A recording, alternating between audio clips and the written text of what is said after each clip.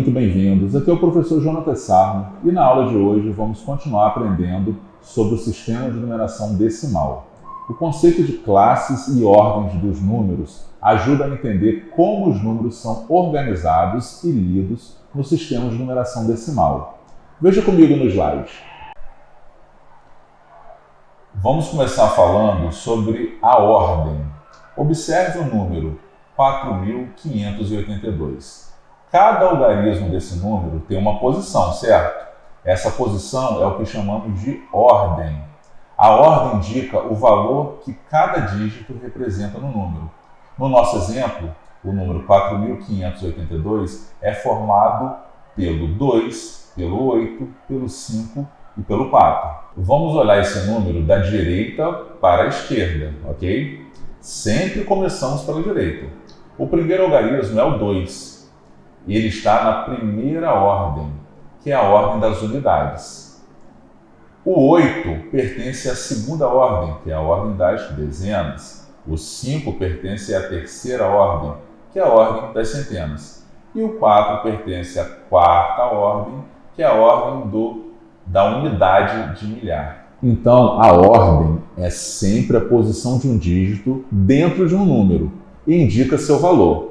À medida que vamos da direita para a esquerda, cada ordem tem um valor 10 vezes maior que a ordem anterior. Por exemplo, se temos um número ainda maior, como 123.456, as ordens continuam aumentando.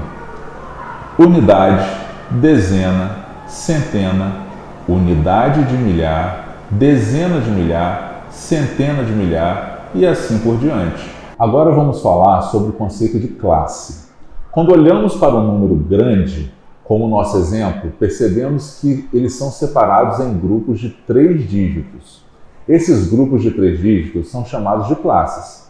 Por exemplo, no número 123.456, temos 2 classes, a classe dos milhares e a classe das unidades.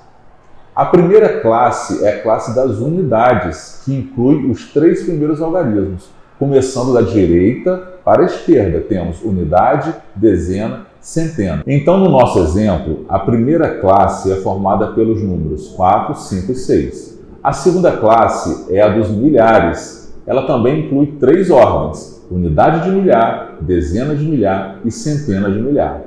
No número 123.456, os dígitos da segunda classe são 1, 2 e 3.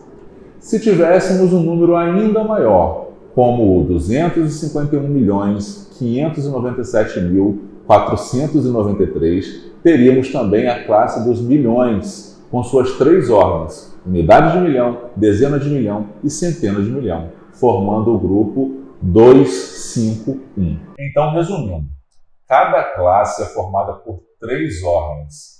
Temos a classe das unidades, que inclui unidade, dezena e centena.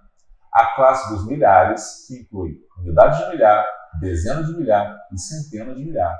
A classe dos milhões e assim por diante.